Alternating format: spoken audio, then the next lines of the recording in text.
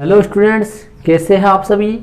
आप सभी का आपके अपने इस यूट्यूब चैनल मैथ्स विजय पर तहे दिल से स्वागत करता हूं। और आज के इस चैप्टर 1 का जो तीसरी क्लास है वो स्टार्ट करेंगे अपन। और इस तीसरी क्लास में एग्जाम्पल नंबर 2 से स्टार्ट करेंगे।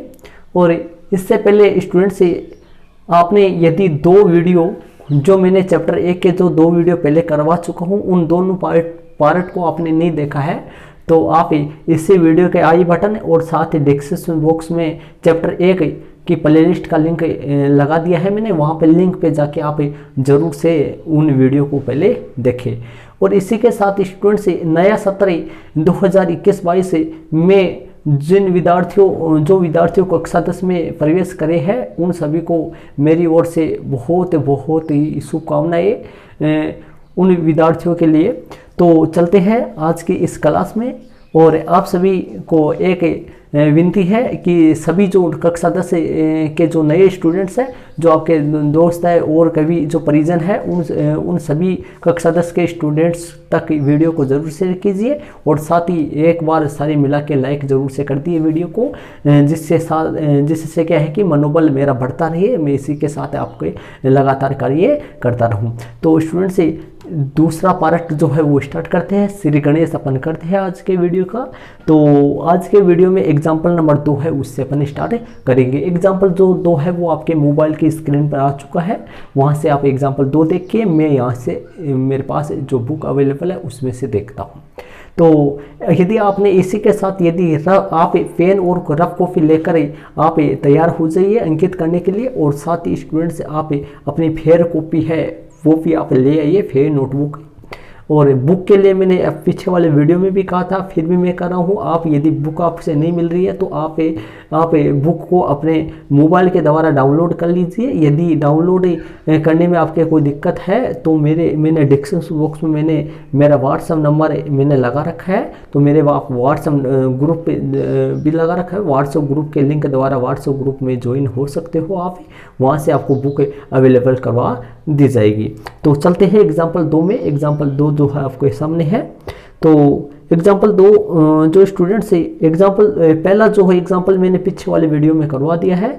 तो आपने पीछे वाले वीडियो को नहीं देखा तो मैंने बता दिया आपको, कहाँ से देखोगे आप। एग्जाम्पल 2 आपके सामने है, देखिए। दर्शाइए कि प्रत्येक धनात्मक समपूर्णांक 2 क्यों के रूप का होता है। प्रश्न ध्यान से सुनिए क्या बोल रहा है। दर्शाइए कि प्रत्येक धनात्मक समपूर्णांक 2 क्यू के रूप का होता है तथा प्रत्येक धनात्मक विषम पूर्णांक 2 क्यू प्लस 1 के रूप का होता है जहाँ क्यों कोई पूर्णांक है। क्या बोल रहा है, ध्यान से सुनिए। क्वेश्चन पहले समझो आना चाहिए स्टूडेंट्स, मेन बात ये है क्वेश्चन यदि समझ में आ जाएगा तो आपके कोई दिक्कत नहीं है। क्या बोल रहा है, दर्शाइए। दर्शाइए मतलब सिद्ध कीजिए, प्रदर्शित कीजिए, दर्शाइए, ये सेम बातें होती है। कि प्रत्येक धनात्मक सम पूर्णांक 2 क्यू के रूप का होता है, मतलब प्रत्येक धनात्मक सम जो पूर्णांक है वो 2 क्यू के रूप का होता है तथा प्रत्येक धनात्मक विषम पूर्णांक 2 क्यू प्लस 1 के रूप का होता है। तो स्टूडेंट्स ध्यान दीजिए, ये 2 क्यू और इसने बोला है 2 क्यू प्लस 1, ये दोनों क्या होता है पहले इन दोनों को समझ लीजिए आप, ध्यानपूर्वक समझिए ये दोनों होते क्या है। 2 क्यू क्या होता है और 2 क्यू प्लस 1 क्या होता है। देखिए मैं आपको बताता हूँ। जब भी जैसे मान लो कि अपना जैसे गिनती कोई भी अपने संख्या ले लेते हैं, जैसे मान लो कि कोई भी अपन संख्या ले लेते 24 और 25 ले लिया मैंने, तो 24 को यदि 24 को 2 से विभाजित, यहाँ ध्यान दीजिए, यहाँ 2 क्यू, ये 2 क्यू जो है ये क्या है 2, यहाँ देखो सूत्र अपना क्या होता है, ए बराबर है बी क्यू प्लस आर। मतलब बी क्या है, यहाँ बी है स्टूडेंट्स भाजक। क्या है बी, भाजक, जिसका अपन भाग दे वो। और क्यू क्या है, भागफल। क्यू है अपने पास यहाँ पर क्या है, भागफल। और आर क्या है, आर है शेषफल। आर क्या है यहाँ पर, शेषफल है। तो जो भी स्टूडेंट्स में आप जो भी यहाँ पर मैं पढ़ाया जाए उनको ध्यानपूर्वक सुनोगे आप। यदि ध्यानपूर्वक नहीं सुनोगे तो कुछ भी हो सकता है। कभी कभी क्या होता है कि यदि ध्यानपूर्वक नहीं कोई बात नहीं सुनते हैं तो कभी कभार क्या हो जाता है, उल्टा सिस्टम भी हो जाता है, मतलब सुनने में कभी गलती हो सकती है। तो ध्यानपूर्वक सुनोगे जो भी आप। तो देखिए मैं क्या बोल रहा हूँ, बी यहाँ पर भाजक है और क्यू क्या है यहाँ पर भागफल है। ठीक है स्टूडेंट्स, तो देखिए यहाँ 24 है। 24 को अपन यदि 24 को 2 से विभाजित किया जाए, 2 क्या है यहाँ भाजक, तो 24 यहाँ पर क्या है, ए है। चॉइस ए। और यदि चॉइस में 2 का भाग दिया जाए तो आपको सबको पता है कि भाई यहाँ पर 12 आएगा और चॉइस में 2 का भाग जाएगा तो शेषफल कितना आएगा, 0 आएगा। तो बताओ चॉइस को मैं क्या लिख सकता हूँ, चॉइस है ए, यहाँ पर चॉइस लिख दिया। बी कितना है, 2 है, गुणा क्यू कितना है, 12 आया है, आर कितना आया है, 0 आया है। तो मैंने ऐसे लिख सकता है, इसको ऐसे लिख दिया मैंने। मतलब यदि किसी भी संख्या में 2 का भाग दो तो शेषफल या तो 0 आएगा या फिर 1 आएगा।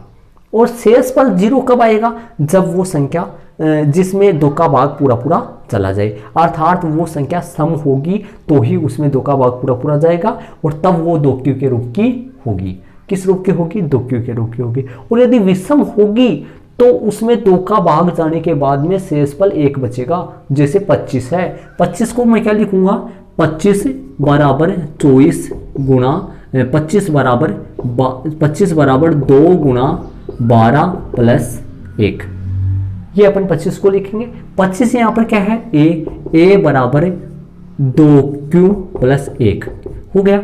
25 की जगह कौन है, ए है। 2 का तो 2 आ रहा है, 12 का जगह क्यों आ रहा है और 1 की जगह 1 आ रहा है। तो ध्यान रहिए, यदि अपन भाजक 2 ले तो भाजक 2 ले तो 2 यहाँ तो b का मान तो 2 आएगा और r जो है r कितना आएगा, 0 भी आ सकता है और 1 भी आ सकता है। लेकिन क्यों जो है, क्यों ये जो है ये चेंज होता रहता है। ये 25 के लिए यहाँ 12 आया।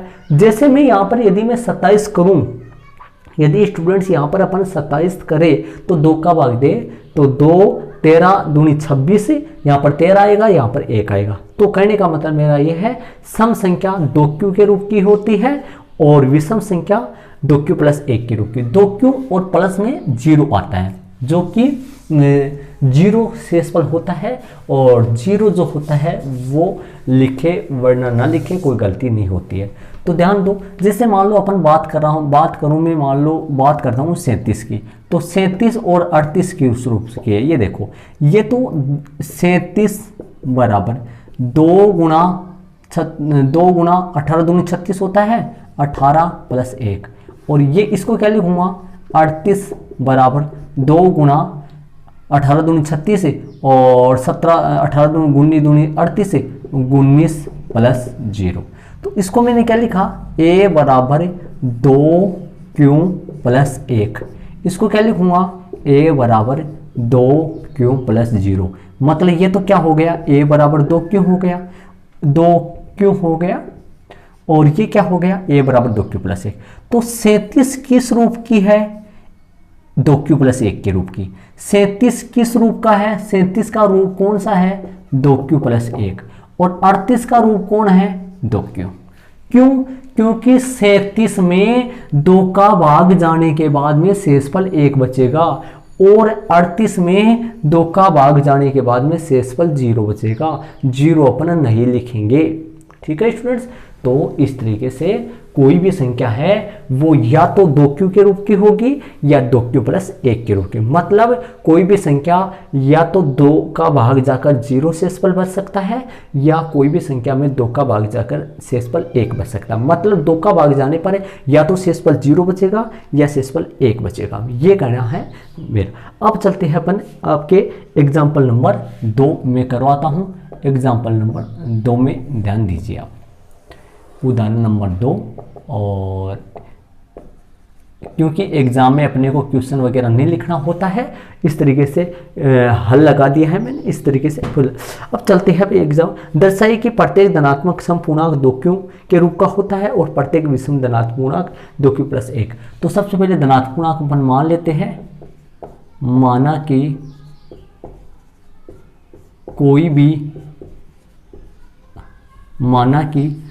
कोई भी यहाँ पर देखो सम धनात्मक पूर्णांक भी सिद्ध करना है और विषम धनात्मक पूर्णांक भी सिद्ध करना है। और जब दोनों सिद्ध करना हो तो धनात्मक पूर्णांक ही मानना है अपने को। तो दोनों सिद्ध करना है यहाँ, इसलिए धनात्मक पूर्णांक मानना है। माना कि कोई भी धनात्मक पूर्णांक ए है, माना कि कोई भी धनात्मक पूर्णांक ए है। मान लिया कि माना कि कोई भी धनात्मक पूर्णांक ए है। अब देखना, अब प्रश्न अनुसार, प्रश्न में दे रखा है प्रश्न अनुसार भाजक b जो है वो कितना है, 2 है। भाजक b कितना है, प्रश्न में आपको दे रखा है कि भाजक b जो है वो कितना है, 2 है। ये क्वेश्चन में आपको दे रखा है। कैसे पता चला मेरे को भाजक b, क्योंकि प्रश्न में ऐसा लिखा हुआ है कि सिद्ध करो कि कोई भी धनात्मक पूर्णांक या तो 2q होता है या फिर 2q प्लस 1 के रूप का होता है। तो 2q, तो ये ध्यान दो a बराबर bq, तो ये बताओ b का मान कितना है, 2 है, इसलिए b का मान कितना है, 2। b क्या होता है, भाजक, मतलब जिसका भाग दे वो। इसलिए यदि भाजक आपका भाजक 2 है, इसलिए संभावित शेषफल, संभावित शेषफल मतलब शेषफल क्या क्या आएगा, और जो शेषफल है वो भाजक से छोटे ही होंगे। क्या क्या होगा शेषफल, 0 हो सकता है और 1 हो सकता है, 0 और 1, ठीक है। जितना भाजक है उससे कम होगा, 1 कम होगा, ठीक है। तो अब लगा देता हूं मैं यूक्लिड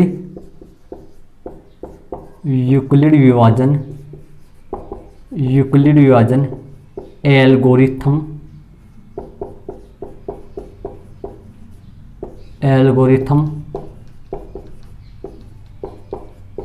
प्रमेय से, यूक्लिड विभाजन एल्गोरिथम प्रमेय से सूत्र क्या होता है, a बराबर BQ प्लस R, a बराबर BQ प्लस R। यहाँ जो 0 से बड़ा R और 0 के बराबर और B से क्या होगा, छोटा होगा। मान रख देते हैं a का a रहेगा, इसीलिए मैंने ऊपर a माना है ताकि a का a रहे। तो a का a, b का मान 2 हो गया और q का मान q है, और मतलब 2q प्लस 0।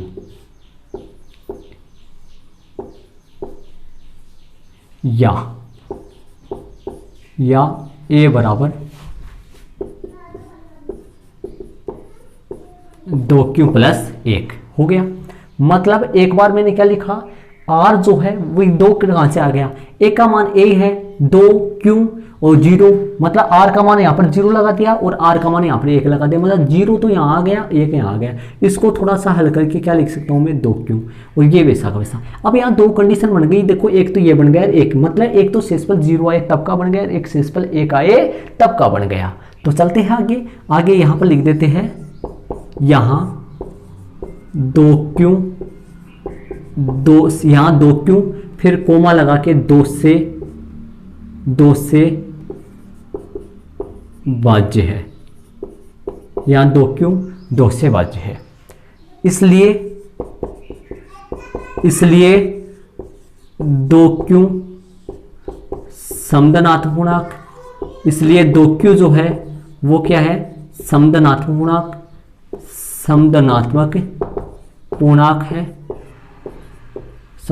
पूर्णांक है, तथा 2q प्लस 1 एक विषम धनात्मक पूर्णांक है, विषम धनात्मक पूर्णांक है। ये लो स्टूडेंट्स,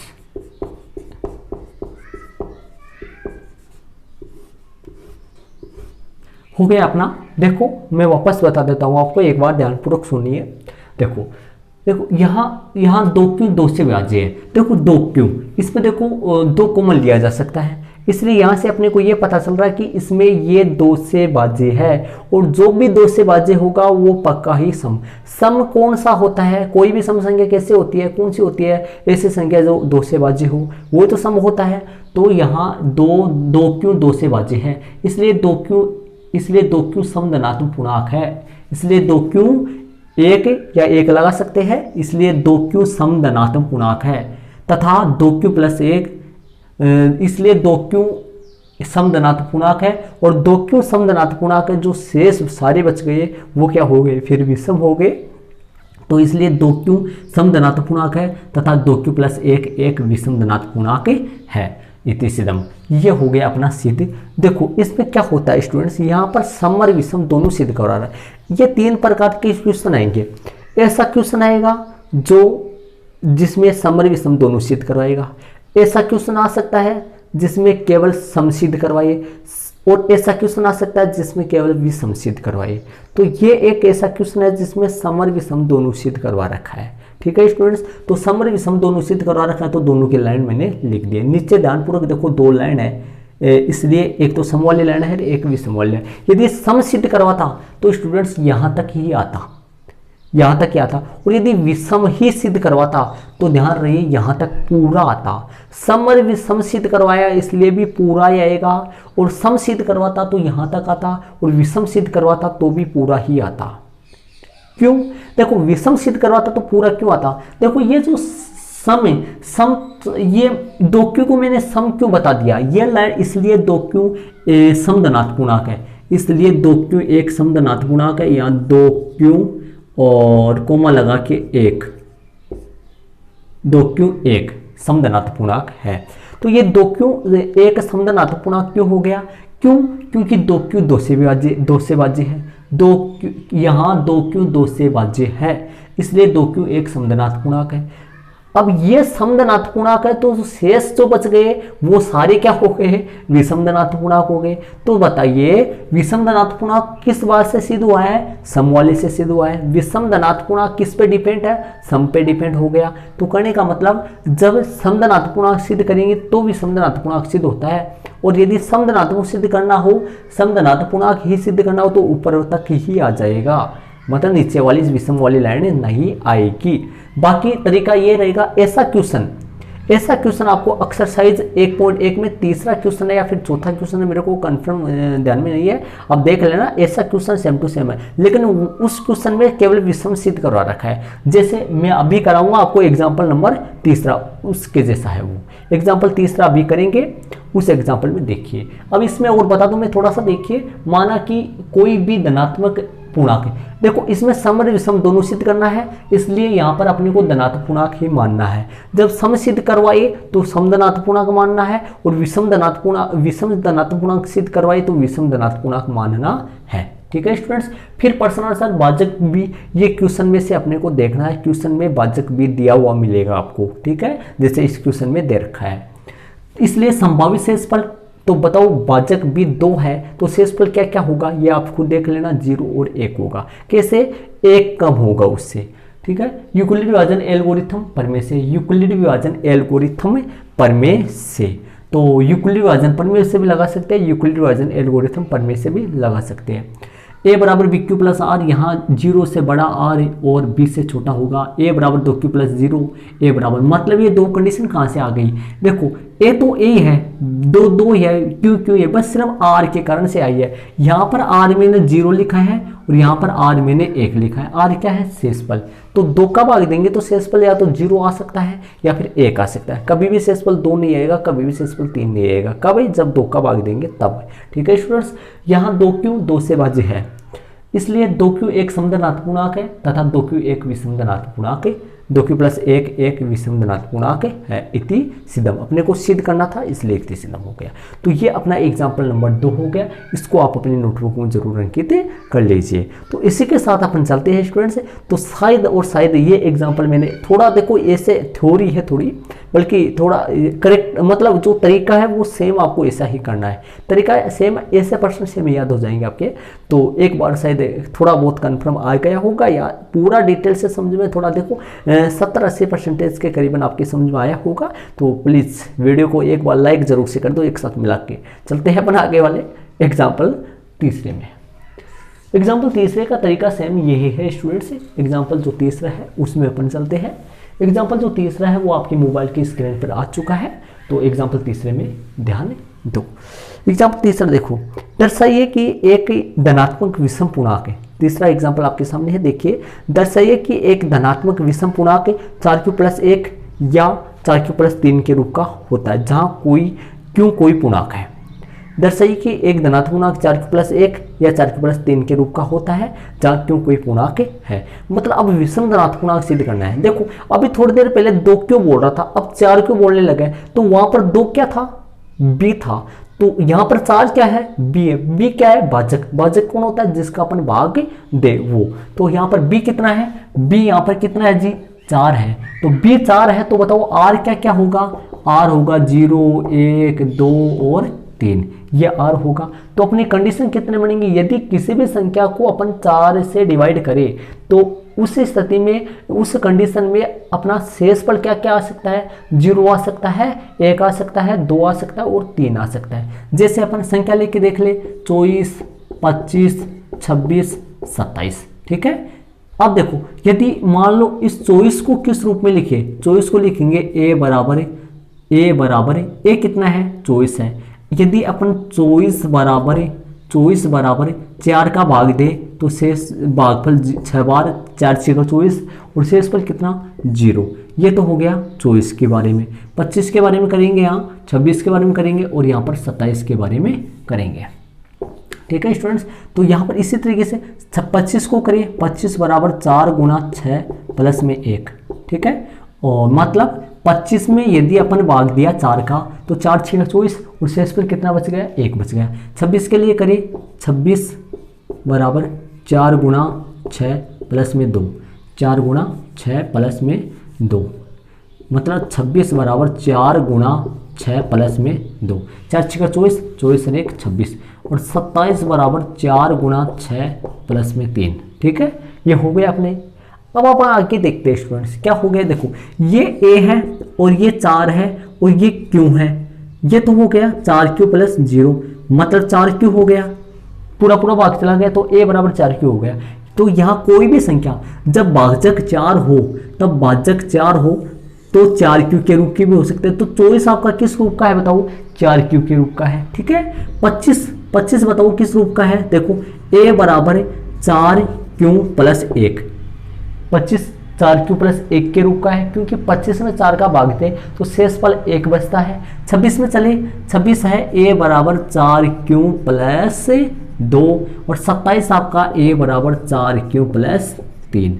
अब बताओ शेषफल कभी 4 आएगा क्या, कभी भी नहीं आएगा। शेषफल 4 आएगा तो वापस भाग चला जाएगा, इसलिए 4 नहीं आएगा।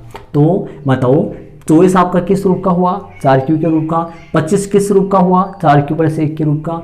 सब 26 किस रूप का हुआ, 4q प्लस 2 के रूप का। और 27 किस रूप का हुआ, 4q प्लस 3 के रूप का।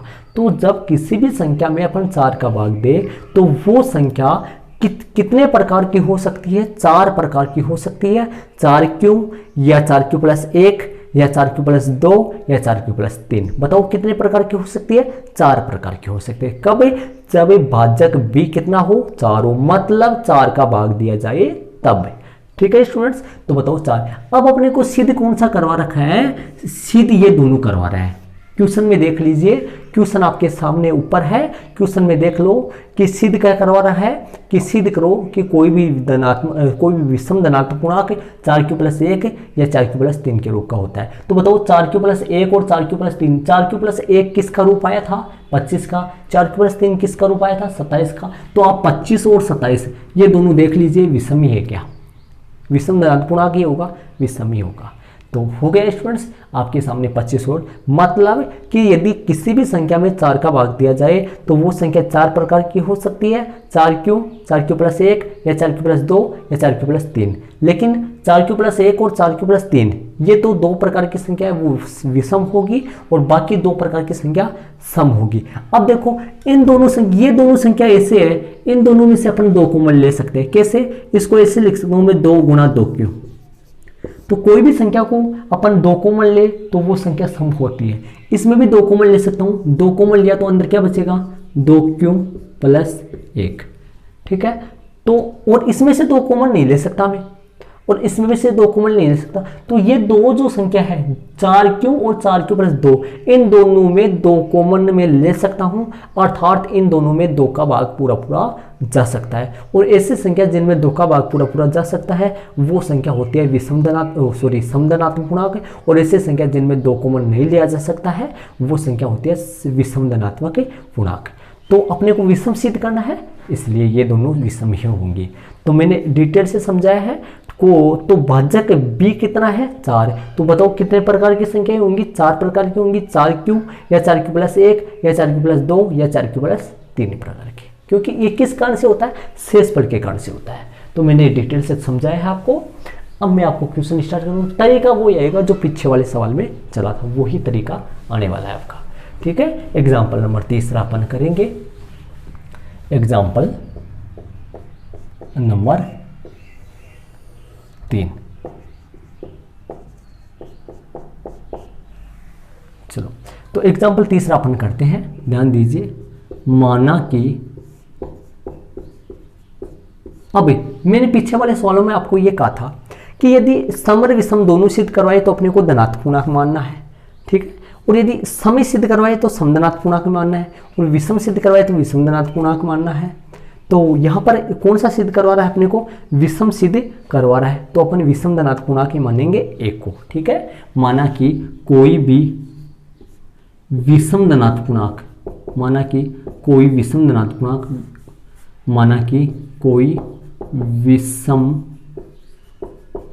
धनात्मक पूर्णांक ए है। माना कि कोई विषम धनात्मक पूर्णांक कौन है? ए है। माना कि कोई विषम धनात्मक जो पूर्णांक है, विषम धनात्मक पूर्णांक कौन है? ए है, ठीक है। अब बताइए भाजक कितना है? भाजक जो बी है वो कितना है? प्रश्नानुसार। प्रश्नानुसार क्यों लगाया जाता है? क्योंकि प्रश्न में दे रखा है। प्रश्नानुसार भाजक बी जो है, भाजक बी वो कितना है? 2 है। इसलिए भाजक बी सॉरी 4 कितना है? 2 तो पीछे वाले क्वेश्चन में था ना, 4 है। इसलिए संभावित, संभावित का मतलब संभव होने वाले। संभावित क्यों लिखा जाता है? क्योंकि संभव होने वाले शेषफल r कितना हो सकता है? 0 हो सकता है। 0, 1, 2 और 3। संभावित शेषफल 0, 1, 2, 3 है, ठीक है। संभावित शेषफल 0, 1, 2 और 3 तक हो सकता है, ठीक है। यूक्लिड विभाजन प्रमेय से, यूक्लिड विभाजन प्रमेय से या यूक्लिड एल्गोरिथम प्रमेय से, तो सूत्र क्या है अपना? a बराबर BQ प्लस r। यहाँ जो 0 से बड़ा होगा r और किससे छोटा होगा? r b से छोटा होगा, ठीक है स्टूडेंट्स। तो मान रख देते हैं। अब क्या मान रखना अपने को? a का मान तो a है, इसलिए अपन यहाँ पर और भी मान सकते हैं। स्मॉल लेटर मतलब दूसरे एबीसीडी का और भी मान सकते हैं, लेकिन मैं एक क्यों मान रहा हूँ? जैसे मैं यहाँ पर m मान लेता तो यहाँ पर मेरे को m करना पड़ता, ठीक है। मतलब इसीलिए मैंने a ले रहा हूँ मैं, क्योंकि a का a ही रह जाए। तो यहाँ पर a का a है, b कितना है? 4 है, और q का q है, और r 0 ले लिया। फिर या लगा दूँ यहाँ पर, और यहाँ पर लाइन खींच देता हूँ। और यहाँ पर बताइए, यहाँ पर a कितना है? a बराबर 4q प्लस 1। मतलब यहाँ से शेषफल 0 ले लिया, यहाँ से शेषफल 1 ले लिया, और यहाँ पर और क्या होंगे इसको लिख देता हूँ। 1 मिनट, इसको किए क्या प्राप्त हो गया? 4q, ठीक है। और फिर लिखता हूँ a बराबर 4q प्लस, देखो 0 यहाँ पर आ गया, 1 यहाँ पर गया, 2 यहाँ पर आएगा, ठीक है। और यहाँ पर बताओ a बराबर 4q प्लस 3 हो गए आपके सामने, पूरे क्लियर हो चुके हैं पूरे। क्या क्या हो गया?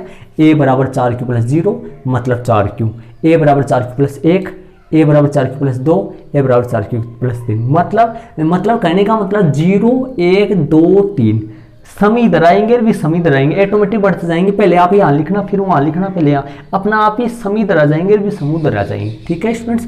4q प्लस 2, तो यहाँ लिख देना अब चूंकि पीछे वाले सवाल में मैंने चूंकि नहीं लिखा था, वैसे ही लिख दिया था, अब लगा देना चाहिए वहाँ। चूंकि यहाँ 4q या 4q प्लस 2, चूंकि यहाँ 4q या 4q प्लस 2, चूंकि यहाँ 4q या 4q प्लस 2 कोमा लगा के चूंकि यहाँ 4q या 4q प्लस 2, मैंने बताया था इसमें से कॉमन लिया था, इसमें 2 कॉमन ले सकते हैं, इसमें भी 2 कॉमन ले सकते हैं। तो इसलिए ये क्या हुआ कि 2 से बाजे हुआ, मतलब 2 से बाजे है। चूंकि यहाँ 4q या 4q प्लस 2, यहाँ 4q या 4q प्लस 2 2 से बाज्य है, 2 से बाज्य है, कोमा लगा के लिखना है यहाँ, 2 से बाज्य है। ठीक है, इसलिए 4q या 4q प्लस 2 समधनात्मक पूर्णांक है। कैसे है भाई? समधनात्मक पूर्णांक है। ये दोनों कैसे हो गए? समधनात्मक पूर्णांक है, इसलिए 4q या 4q प्लस 2 समधनात्मक पूर्णांक है। अब ये सम है तो बच्चे कौन? जो बच गए वो विषम। सिद्ध कौन सा करना है? विषम, मतलब यहां तक नहीं छोड़ना, विषम। अब ये सम है तो शेष कौन बच गए? इसलिए 4q या 4q प्लस 2 समधनात्मक पूर्णांक है। 4q या 4q प्लस 2 समधनात्मक पूर्णांक है, तथा 4q प्लस 1 या 4q प्लस 3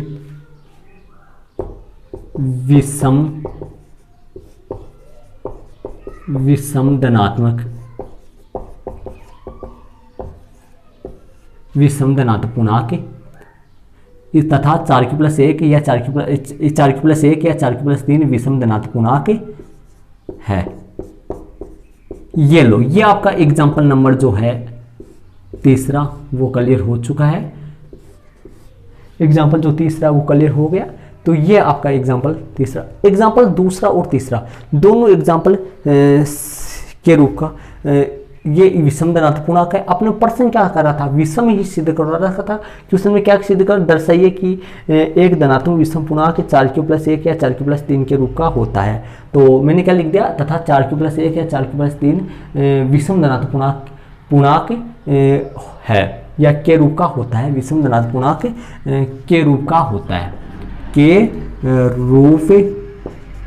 के रूप का है, ऐसे लिख देना, सिर्फ के रूप का है। ठीक है, हो गया अपने। तो ये आपका एग्जाम्पल नंबर 2 हो गया। मैं इसको वापस क्लियर करवा देता हूँ, एक बात ध्यान से सुनो। देखना, माना कि कोई विषम धनात्मक पूर्णांक है। मैंने क्या बता दी? विषम कब?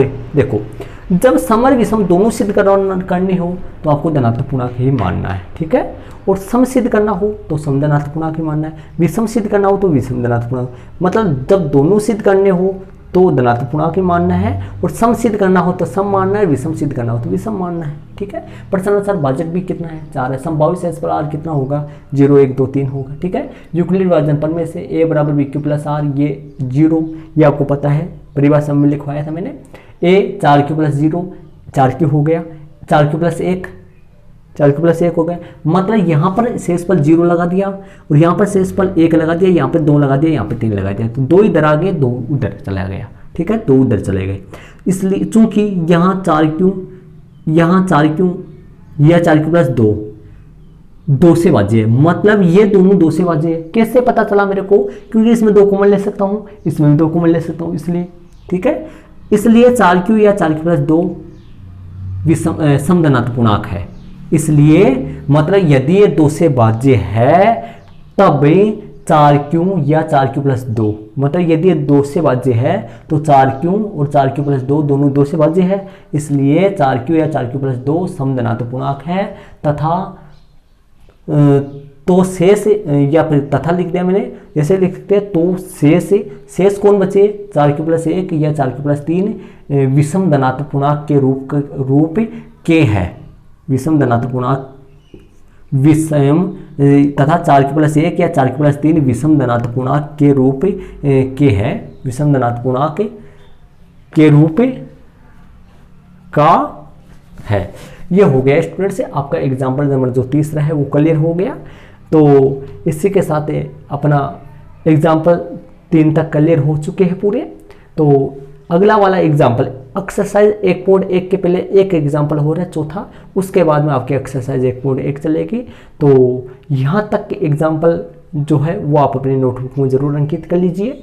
तो स्टूडेंट से इसी के साथ अपने अगले वाले वीडियो में मिलते हैं। ये वीडियो आपको कैसा लगा, अपने जो नए जो दोस्त हैं उनको भी वीडियो को शेयर कीजिए, और जो कक्षा 10 में इस साल हुए हैं उनको भी।